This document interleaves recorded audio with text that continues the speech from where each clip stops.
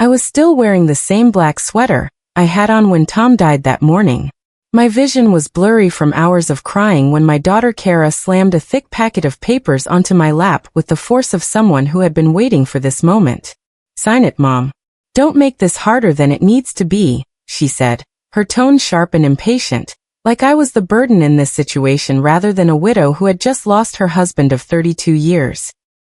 While I was still processing my grief, still feeling the weight of Tom's absence in every corner of our home, Kara was pushing legal documents under my trembling hand and guiding the pen like I was a confused child who couldn't handle simple tasks.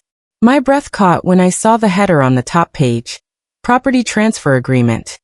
The house that Tom and I had built together, the home where we had raised her, was about to be signed away while I could barely see through my tears.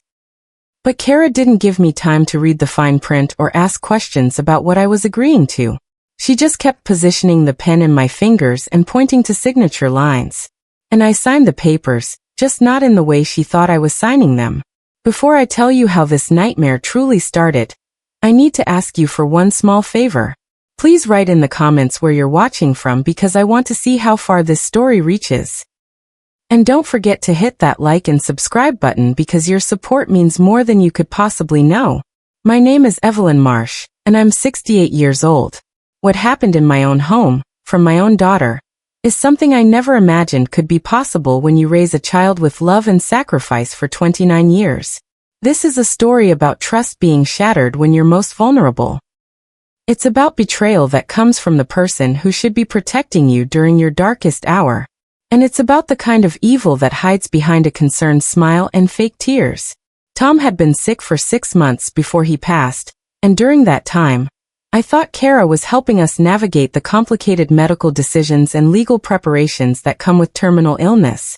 I was wrong about the helping part. She had been planning something much more calculated than I realized, waiting for the exact moment when my grief would make me easy to manipulate. What I'm about to tell you will show you that sometimes the people closest to you are the ones you need to protect yourself from the most. 3 hours before Kara forced those papers into my hands, I had been sitting in a cold hospital hallway, holding Tom's wedding ring and trying to understand that the man I had loved for over 3 decades was really gone.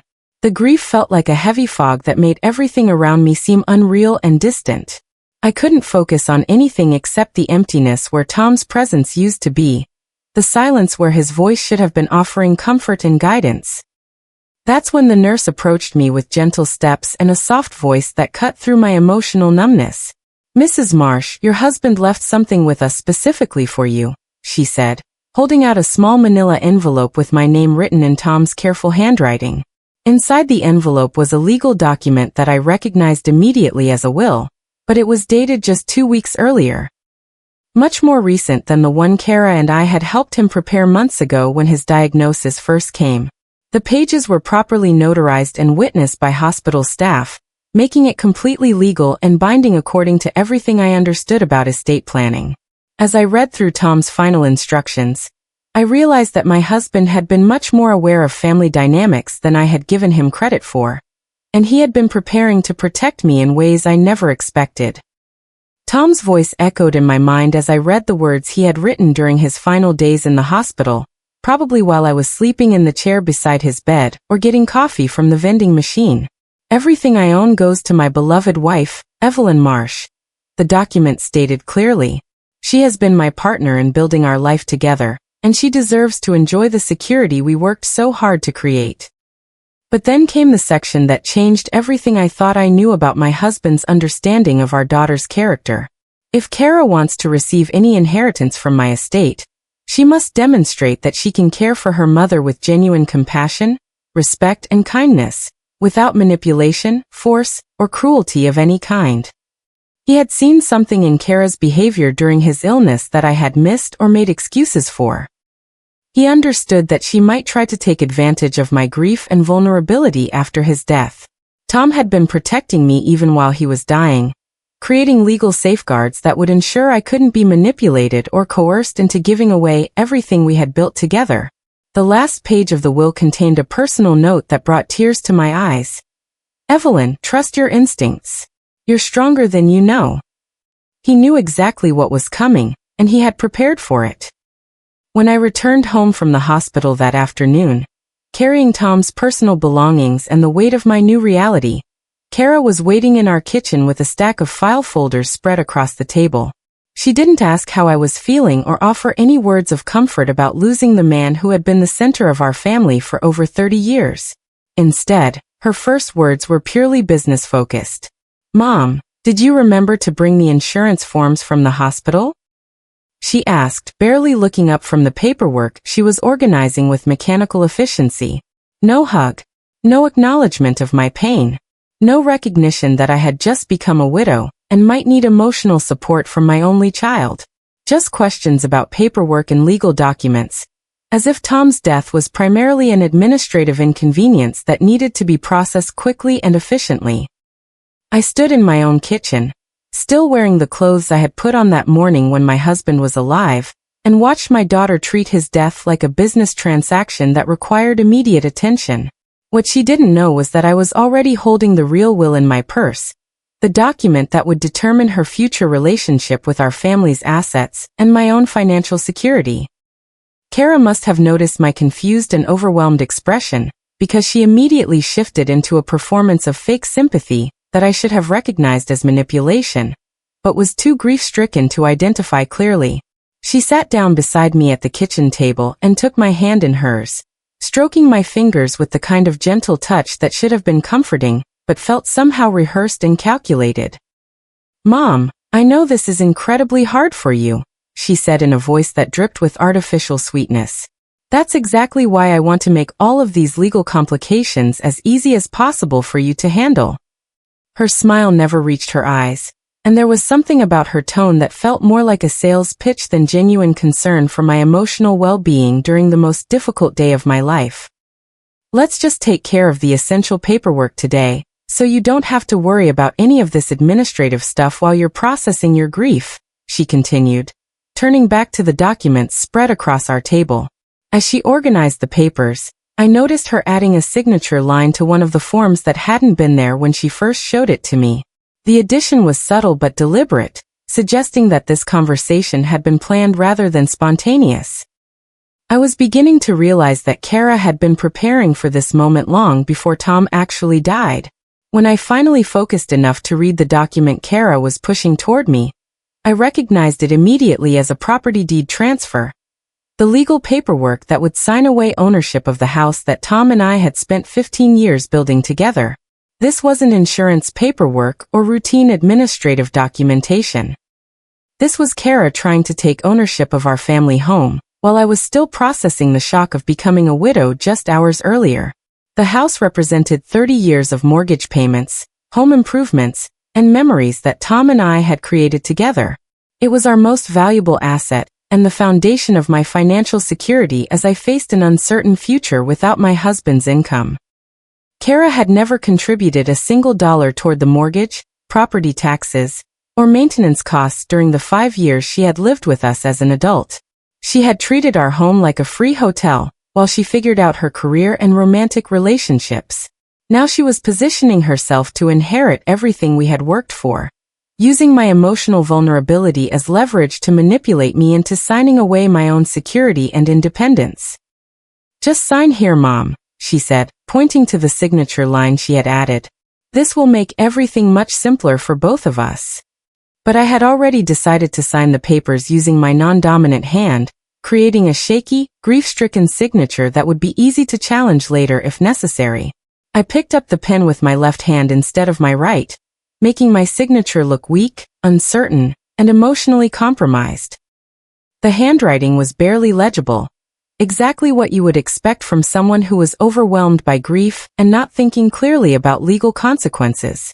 To Kara, my shaky signature probably looked like evidence that I was too distraught to understand what I was agreeing to, which was exactly the impression I wanted to create. She needed to believe that I was an easy target who could be manipulated through emotional pressure. But later that evening, after Kara had left to celebrate her apparent victory, I quietly signed Tom's real will with my proper signature using my dominant hand. The contrast between the two signatures would be obvious to anyone who examined them carefully. The real will had been properly witnessed by hospital staff and notarized according to all legal requirements for estate planning documents. It was legitimate, binding, and completely contradicted everything Kara thought she had just accomplished. 2 different signatures on 2 different sets of documents would create 2 completely different outcomes for our family's future. Kara thought she had manipulated a confused widow into signing away her inheritance, but I had actually just protected everything Tom had wanted me to have. She had no idea that her scheme was about to backfire in the most spectacular way possible. That evening, I overheard Kara talking on the phone with her boyfriend, and her words revealed the true nature of what she thought she had accomplished through manipulating my grief and emotional vulnerability. She finally signed the deed transfer, Kara said, her voice full of satisfaction and excitement. The house is basically mine now. I can't believe how easy it was to get her to agree to everything. She was giggling like someone who had just pulled off a successful scam rather than someone mourning her father's death, or concerned about her mother's emotional well-being during a family crisis. Mom was so out of it from crying that she didn't even read what she was signing, Kara continued, clearly proud of her ability to take advantage of my grief. She just kept nodding and signing wherever I pointed. Her voice was dripping with greed and self-satisfaction rather than any trace of sadness about losing Tom or sympathy for what I was going through as a new widow. But what Kara had forgotten in her excitement about inheriting our house was that property transfers and estate inheritance have to go through probate court, where judges examine all relevant documentation before making final decisions about asset distribution. She was celebrating a victory that existed only in her imagination, while the real legal process hadn't even begun yet. The next morning brought a phone call that would begin unraveling Kara's entire scheme. My bank left a voicemail message that I listened to twice before the implications fully sank in. Mrs. Marsh, this is First National Bank calling about some unusual account activity, the automated system announced.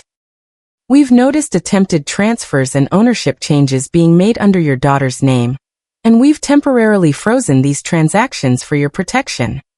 I smiled for the first time since Tom died, understanding that the bank's security protocols had just saved me from financial fraud that I might not have discovered until it was too late to reverse. Please contact us immediately to verify whether these changes were authorized by you, or if we should treat them as potential unauthorized access to your accounts. The message continued.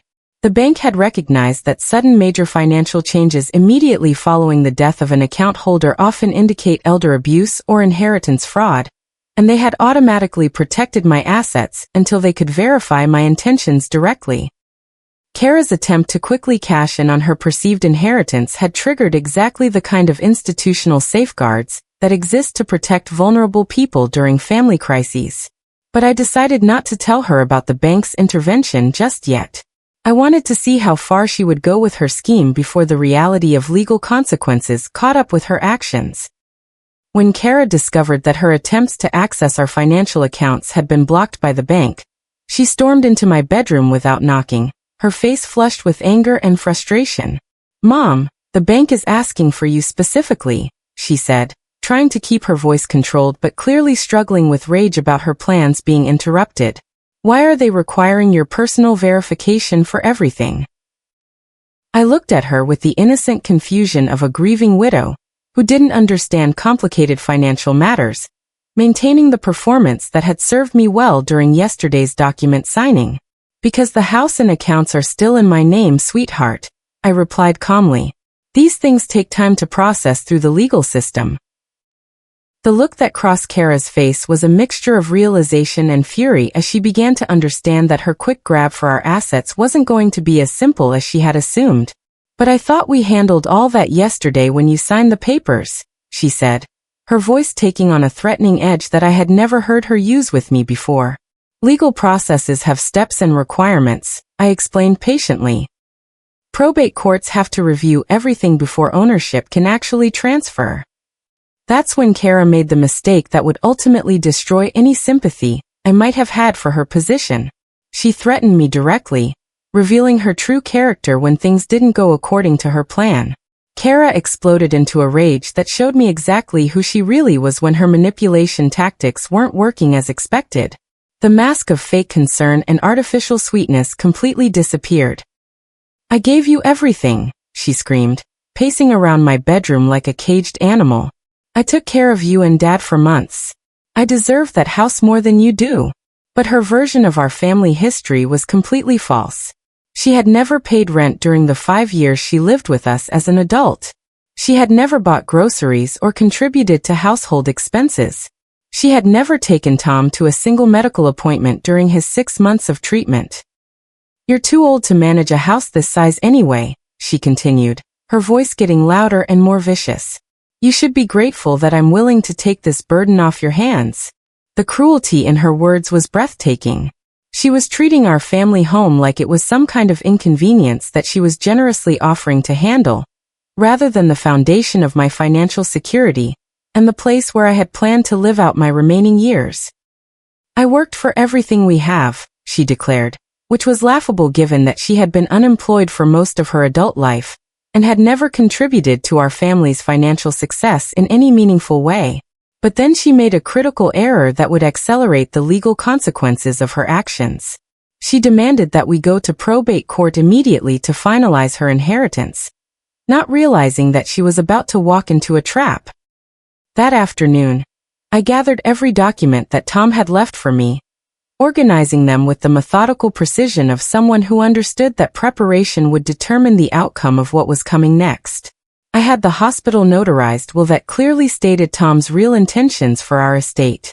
I had receipts and financial records proving Kara's lack of contribution to our household during her years of living with us. I had documentation of all the medical appointments she had missed and family responsibilities she had avoided. Most importantly, I had evidence that the property deed she thought she had manipulated me into signing was legally meaningless without proper probate court approval and verification of Tom's actual final wishes. Tom and I had always been strategic thinkers when it came to protecting our financial interests, and his final will demonstrated that he had been playing chess while Kara assumed we were all just playing checkers. The next morning, I called our family attorney and confirmed that everything Tom had prepared was legally airtight, and would hold up under any challenge that Kara might attempt. "Mrs. Marsh, your husband was very thorough in his estate planning," the attorney assured me. "His final will supersedes any other documents, and the conditional inheritance clause he included is completely enforceable under state law." I felt confident for the first time since Tom's death, knowing that his wisdom and foresight were still protecting me even though he was gone. The night before our scheduled probate court hearing, Kara knocked on my bedroom door with an expression that I initially mistook for genuine remorse, but quickly recognized as another manipulation attempt. She had tears in her eyes and was speaking in the soft, vulnerable voice she used to use as a child when she wanted something from me or Tom. "Mom, I'm sorry we've been fighting about all this legal stuff," she said, sitting on the edge of my bed like we were just having a normal mother-daughter conversation. "Let's go into court united tomorrow. We're family, and we should stick together." Her performance was convincing enough that I almost felt guilty about the surprise she was about to receive when Tom's real will was read in front of the judge. "I know Dad would want us to work together to honor his memory," she continued, reaching over to hug me with what felt like genuine affection, but was probably just strategic positioning for what she thought would be her victory day. I simply nodded and told her that I loved her, which was still true despite everything she had tried to do to me during my most vulnerable time. But as she hugged me, I could feel her checking to see if I had any legal documents with me, confirming my suspicion that this entire reconciliation attempt was just another part of her scheme to control tomorrow's outcome. The next morning, Kara strutted into the courthouse wearing an expensive designer dress that she had bought with money from our joint household account, clearly treating this legal proceeding like her personal coronation ceremony. She was carrying herself with the confidence of someone who believed that victory was guaranteed, smiling and making small talk with court staff like she was already the rightful owner of our family's assets. I sat quietly in the wooden bench behind her, dressed simply in one of Tom's favorite dresses, carrying my purse that contained the real will, and all the supporting documentation that would change everything she thought she knew about our family's future. "Today is going to be a good day," she whispered to me as we waited for the judge to begin the proceedings, apparently unaware that her definition of a good day and mine were about to become very different things. When Judge Patterson called our case and asked for all relevant estate planning documents to be presented for review, Kara confidently handed over the property deed transfer she thought I had legitimately signed in my grief-stricken state. But then the court clerk announced that there was additional documentation to be considered, and I watched Kara's face begin to change as the judge read the header of Tom's real will. Last will and testament of Thomas Marsh, updated and notarized. Her smile started to fade as she realized that her father had been more prepared for this moment than she had ever imagined. The attorney began reading Tom's actual final wishes aloud to the courtroom, and I watched Kara's expression shift from confident anticipation to growing confusion, and then to pure shock. All assets, including the family home, investment accounts, and personal property, are hereby transferred to my beloved wife, Evelyn Marsh. The attorney read clearly, his voice carrying throughout the small courtroom. Kara gasped audibly and turned to stare at me with an expression that was equal parts betrayal and disbelief, as if I had somehow conspired with Tom to deceive her about our estate planning. "No, that's not right," she said, standing up and interrupting the proceedings. "She signed my papers yesterday. I have the deed transfer right here." Judge Patterson looked at her with the stern disapproval of someone who had presided over countless inheritance disputes and had no patience for family drama in his courtroom. "Miss Marsh, please remain seated while the court reviews all documentation," he said firmly. "The papers you submitted hold no legal authority in probate proceedings." That's when the attorney reached the section of Tom's will that would completely destroy any remaining hopes Kara had of inheriting our family's wealth through manipulation or emotional coercion. The conditional inheritance clause was about to be read aloud, and I knew that everything Kara had done during my grief would be measured against Tom's final standards for family behavior. The attorney continued reading the most important section of Tom's will, the part that had been specifically designed to address exactly the kind of behavior Kara had demonstrated during my mourning period. Kara Marsh will be eligible to receive her inheritance only if she demonstrates the ability to care for her mother with genuine respect, compassion, and kindness, without any form of manipulation, coercion, or cruelty, he read aloud. The courtroom fell completely silent as everyone processed the implications of what Tom had written. He had anticipated that Kara might try to take advantage of my grief, and he had created legal protections that would prevent her from benefiting financially from such behavior. This inheritance is conditional upon treating Evelyn Marsh with the dignity and care that she deserves as both a grieving widow and a loving mother who has sacrificed for her family throughout her adult life.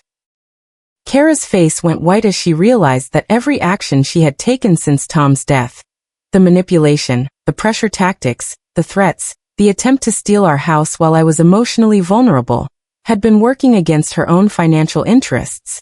Tom had essentially created a character test that would determine whether Kara was worthy of inheriting from the family she claimed to care about, and she had been failing that test spectacularly without even knowing it. The judge looked at her with obvious disapproval, probably wondering what kind of person would try to manipulate a grieving parent for financial gain.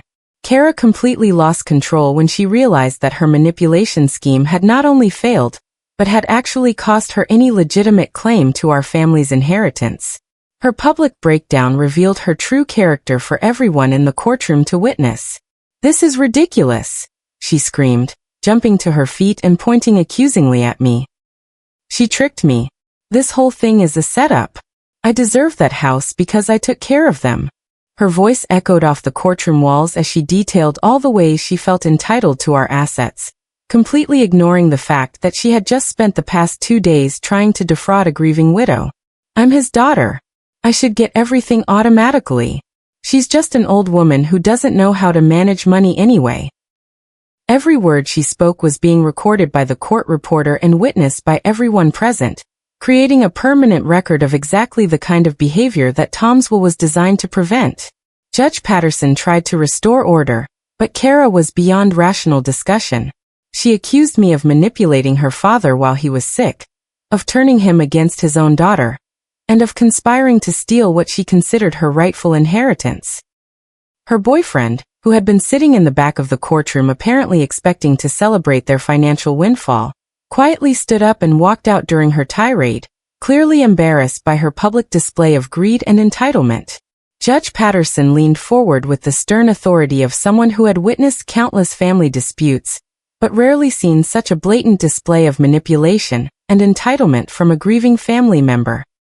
Miss Marsh, your conduct during these proceedings seriously jeopardizes any future claim you might believe you have to your father's estate, he said, his voice carrying the weight of legal consequences that Kara was too emotional to fully comprehend. He explained that inheritance law requires beneficiaries to demonstrate respect for the deceased's wishes and consideration for surviving family members, neither of which Kara had shown during this process. Your attempt to pressure your mother into signing property transfers while she was grieving, combined with your behavior in this courtroom, suggests that you are exactly the kind of beneficiary your father was trying to protect his estate from. The judge's words were essentially confirming that Tom's conditional inheritance clause had been triggered by Kara's own actions, making her ineligible for any financial benefit from our family's wealth. But then I requested something from the court that would provide me with additional protection from any future attempts at manipulation or coercion. Your Honor, I would like to request a temporary restraining order, I said calmly. I need space to process my grief without fear of further intimidation or pressure regarding financial matters. The judge granted my request immediately, citing Kara's threatening behavior and her demonstrated willingness to exploit my emotional vulnerability for financial gain. The temporary protection order meant that Kara was legally prohibited from contacting me about financial matters or attempting to pressure me into making any decisions about our family's assets while I was still processing my grief. This order will remain in effect for 30 days, Judge Patterson explained, during which time Mrs. Marsh will have the space she needs to make informed decisions about her future without interference or coercion from family members who have demonstrated poor judgment. Kara sat in stunned silence as she finally realized that her manipulation tactics had backfired completely. Not only had she lost any claim to our family's inheritance, but she was now legally prevented from even discussing financial matters with me. The woman who had thought she would walk out of this courtroom as the owner of our family home was instead walking out with a court order preventing her from continuing her harassment of a grieving widow. Miss Marsh, I strongly advise you to respect the terms of this order, the judge continued. Any violation will result in additional legal consequences that could affect your future relationship with your mother and any potential reconciliation of family matters. As we left the courthouse, I felt a sense of relief and protection that I hadn't experienced since Tom's death. His wisdom and foresight had not only preserved our family's financial security, but had also given me legal protection from our own daughter's greed. Kara finally realized that she had lost complete control over the situation, and that her manipulative behavior had cost her everything she thought she deserved. When I returned home from court that afternoon, the first thing I did was call a locksmith to change every single lock on the house that Tom and I had built together. Kara had been using her key to enter our home without permission, searching through our personal belongings and treating our property like it already belonged to her.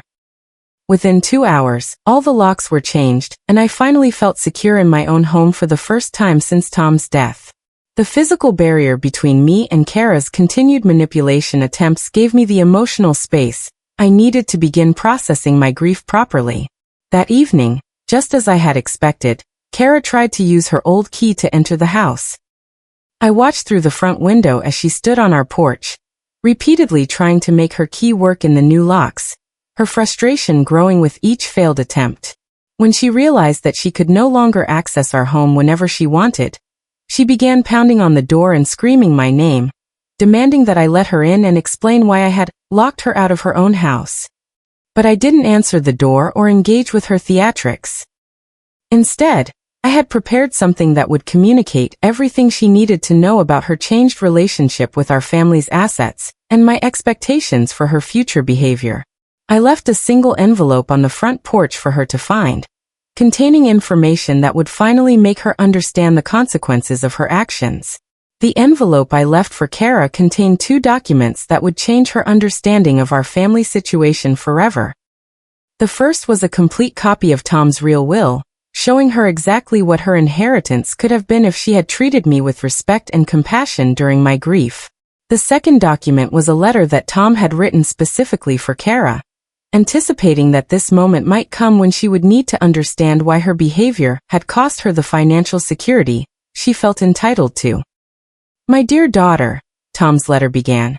If you are reading this, it means that you have chosen manipulation over compassion, and greed over genuine care for your mother during the most difficult time in her life. Tom went on to explain that he had observed her attitude toward family responsibilities during his illness, noting her absence from medical appointments, her lack of financial contribution to household expenses, and her tendency to view our family's assets as her personal inheritance, rather than the result of decades of work by both parents. Your mother stood by you through every challenge and mistake of your adult life, the letter continued. She deserves to be treated with dignity and respect, not manipulated for financial gain, while she mourns the loss of her life partner. The final line of Tom's letter was designed to give Kara a choice about her future. You can stand on your own now, or you can learn to genuinely earn the love and support you have been taking for granted. Her screams of rage and frustration echoed down our street as she read both documents.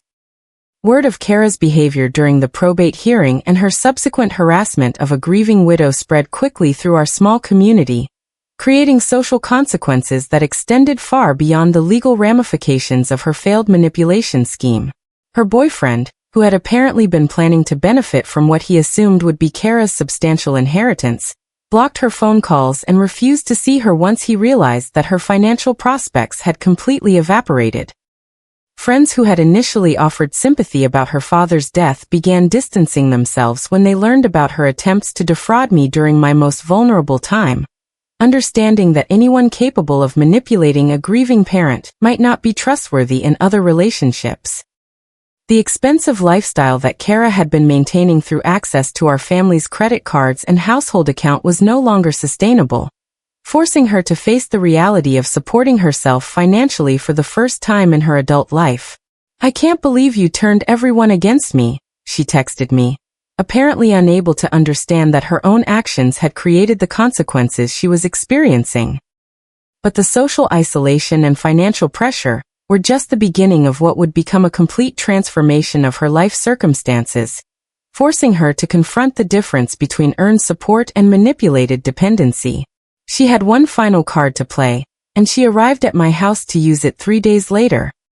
Kara showed up on my front porch one last time, but instead of the angry demands and threats that had characterized her previous visits, she came with tears streaming down her face and a performance of remorse that was designed to manipulate my maternal instincts. Mom, please, she sobbed, pressing herself against the front door like a lost child. Let me in. I'm sorry about everything. I was confused and scared about Dad dying, and I made terrible mistakes. I promise I'll be better. I promise I'll change. For a moment, my heart ached with the familiar pull of wanting to comfort my daughter and protect her from consequences, even when those consequences were the direct result of her own choices and actions. But as I watched her performance through the front window, I could see the calculation in her eyes even while the tears were flowing. This wasn't genuine remorse or authentic change. It was another manipulation tactic designed to restore her access to our family's financial resources. I need you, Mom, she continued, her voice breaking with what sounded like genuine pain, but felt like practiced desperation. I can't survive without your help. I don't have anywhere else to go. I opened the door just wide enough to speak to her clearly, and delivered the words that would end our relationship on my terms rather than hers. Kara, love isn't ownership, I said gently but firmly, and family isn't about what you can take from people when they're vulnerable.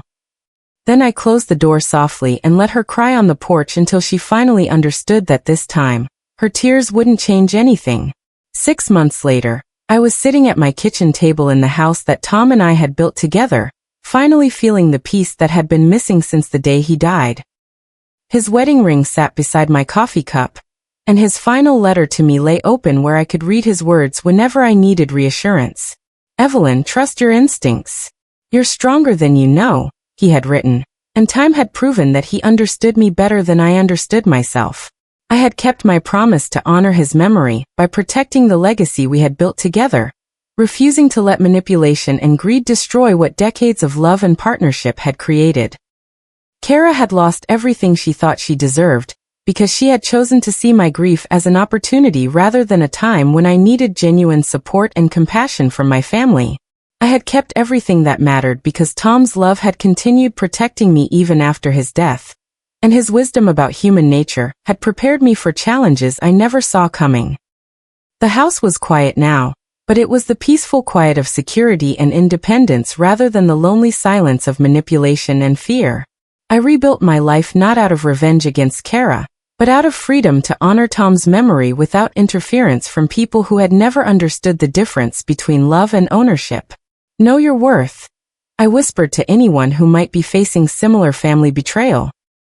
Because the people who try to take advantage of you only win when you stay silent.